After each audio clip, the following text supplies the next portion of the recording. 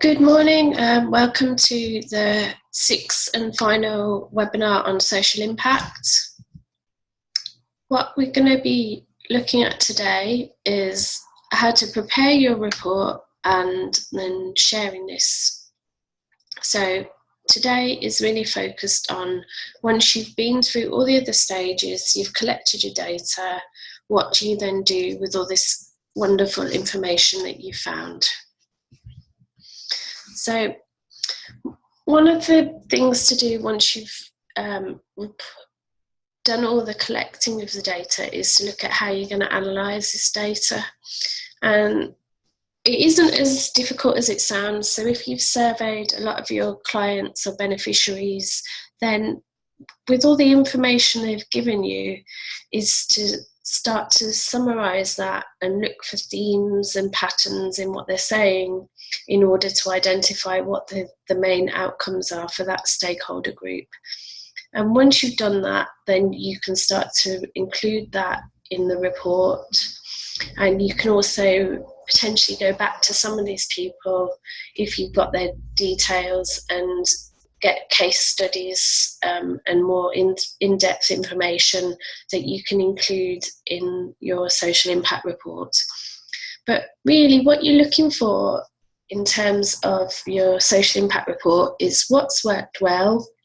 So what have you been really good at? Where have you achieved the outcomes that you expected to achieve? And also, where have things not been as good as you expected? So what could be improved? Is there a particular service or product that you deliver that doesn't seem to achieve the outcomes that you expected? But potentially, if you looked at this in a bit more detail, you may find that it's delivering different outcomes that are still beneficial, or alternatively, you need that service in there because that's a service that starts the process, and although it doesn't deliver any outcomes, if you didn't have that service in your pack of options for people, then you wouldn't be able to move them on and progress them to other services and support where you do achieve much bigger outcomes. Also think about including the potential savings for statutory agencies, which is something that we looked at last week.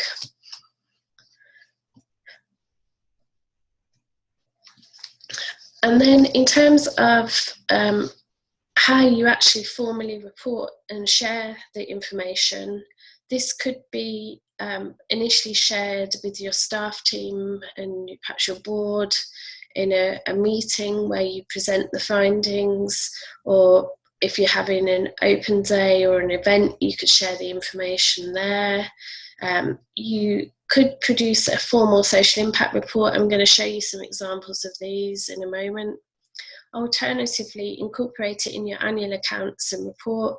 I personally like this idea because this is not only sharing what you've done in terms of your social impact, but also sharing the financial data as well. So the two should pair up together quite nicely, because if you've had so much money and income, then the social impact report is really telling people how you've spent that money and what you've achieved through spending that money.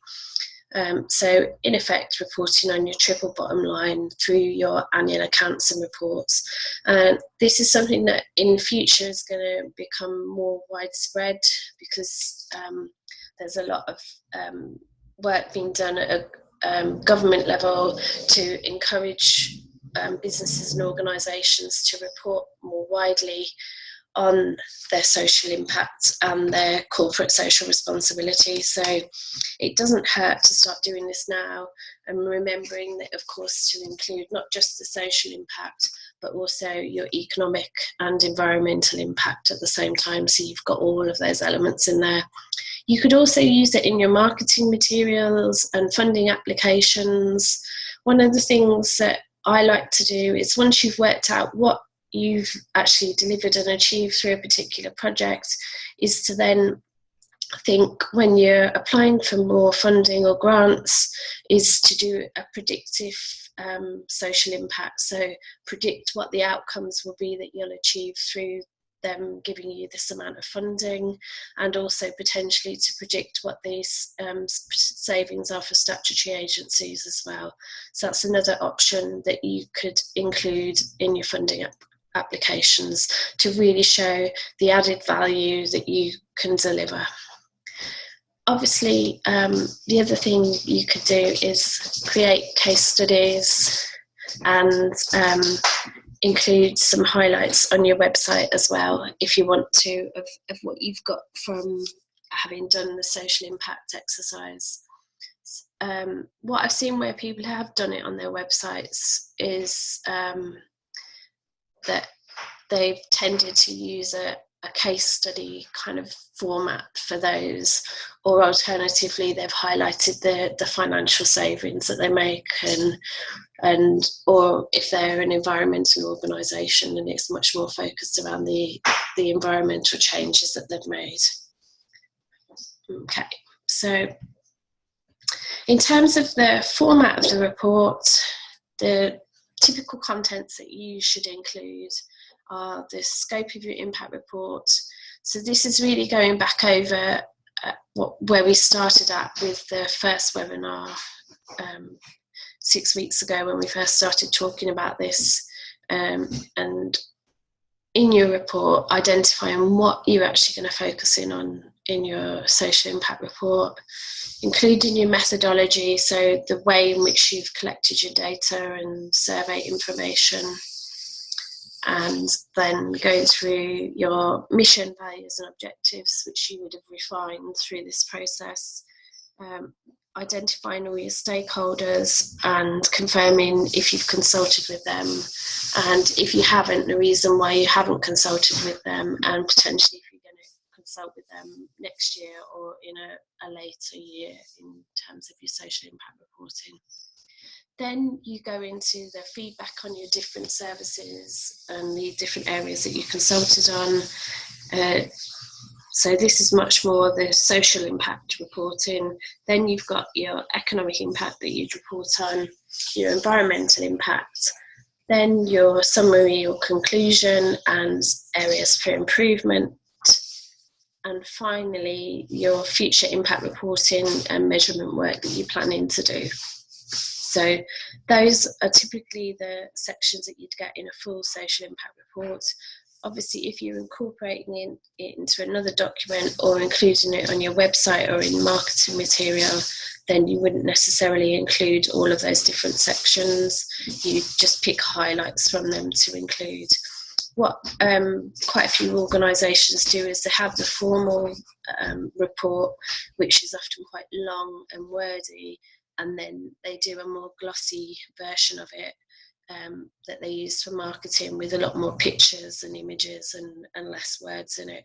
But if you're a small organisation, you really need to strike a balance between the two, so you're not having to produce lots of different reports and versions of it.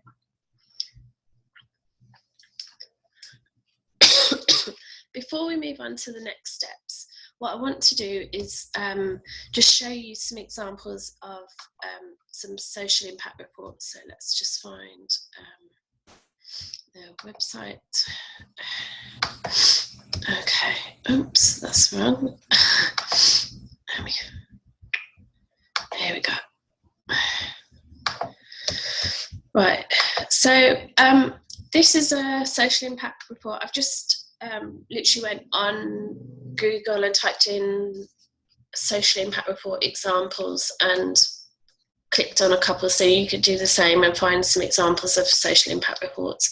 So this one is, let's move this out of the way, is for the Outward Bound Trust. This is obviously their glossier version that they've done for marketing, but you can see if we move down, they've got their highlights at the beginning, the welcome, the contents, and then the details about this report. So what they've included, the scope in effect, who they work with, some details about the background to the organisation, their approach in terms of how they deliver their services, and then details of the outcomes that they've achieved for young people. So very much a glossy version with facts and figures incorporated on most pages, along with lots of images and relatively small amounts of words. So that's a typical glossed up version of a report. The next one is for the Calvert Foundation, and it's very similar again. What they've done is they've looked at their impact by each initiative that they run and by sector as well. So there's various bits of information in there. But you can see from these reports, they can be quite detailed and there can be a lot of information included in them. So what I would say is remember the top tips from the first session, which was about making it manageable and not trying to do everything the first time round or to measure everything. And it may be that the first time your report is quite small and simple rather than a massive large report, because you don't need a large report. What you need is a report that's got valuable and relevant data in it. The other place to go to have a look is on the Social Audit Network's website. So if you go into Home, and then in the drop-down tab, you've got the social impact reports that comes up. So on that page, there's a whole list of organisations that have produced social impact reports over a number of years. There's several pages, so you can just pick any of them to have a look at to see the typical format that they've used. So if, let's say, we look at this enterprise fund social accounts, it's 36 pages long, which is probably one of the smaller ones once you've got all the information in. I know you're probably thinking, wow, 36 pages is quite a lot, but actually once you've written all of those different sections, you'd probably find that you would quite easily get to that. So their report again is a typical format in terms of the introductory section, the structure of the report, their mission, values and objectives, then details of their key stakeholders and how they've consulted with them.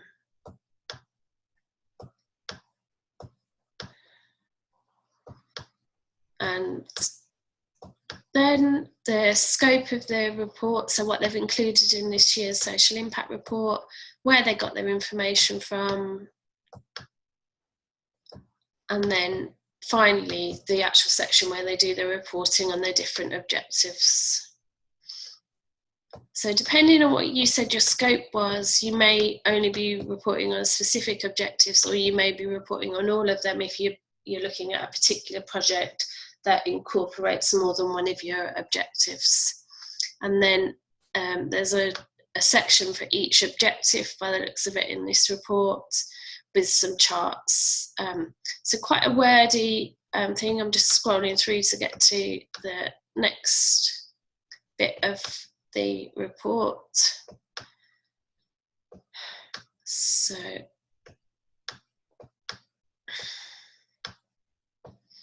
I think I've missed the section I wanted to show you. Let me just scroll back a bit.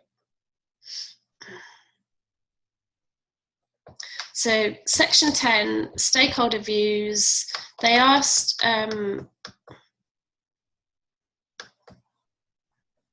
people about their values, particularly their partners, and what their views were of working with them. They also looked at what their board felt about different things. So this is starting to look at what could be improved within the organisation, and then they've got some feedback around their staff and what they felt. finally, you've got your recommendations, actions, and where they're going to share the information from their account. So this is the areas for improvements as well. And where they've shared their accounts, and then any appendices or extra bits of information that they wanted to include. So what they've done is they've reported on each of their different objectives and not necessarily created separate sections for their economic and environmental impact. Generally speaking, it's good to have those two separate sections to really highlight in and focus on those two areas, even if you do only include a small amount around them. So that gives you an idea of different places where you can have a look at for reports. There's loads in there. Just feel free to have a look and see what's in there. So in terms of once you've got your social impact report done, one of the next things to do is to think about how you embed social impact in your organisation. We started off talking about this during the initial introductory webinar, but it's important to do this if you want to continue measuring your social impact on an ongoing basis, because otherwise people will forget that you're doing it, and then you've got to basically start from scratch in terms of collecting your data once every year when you decide to do your social impact report. So if you can get it included in people's job descriptions, create objectives that link to their performance appraisals, then you're more likely to be collecting the data and doing the measurement and analysis work on an ongoing basis. So when you come to produce your report once a year or at the end of a particular project, you haven't got a mad rush or panic to go back and try and collect data retrospectively. The other thing to do with social impact work is to include it as part of your business planning process. The reason being that social impact reporting does tell you where you're good at something, but it also tells you where you need to improve, and therefore it can become part of your business planning process because it will highlight the areas that you need to focus in on to improve your performance as an organisation. Okay, so that's it in terms of the 6 sessions that we've done on social impact reporting. I hope you found the sessions useful.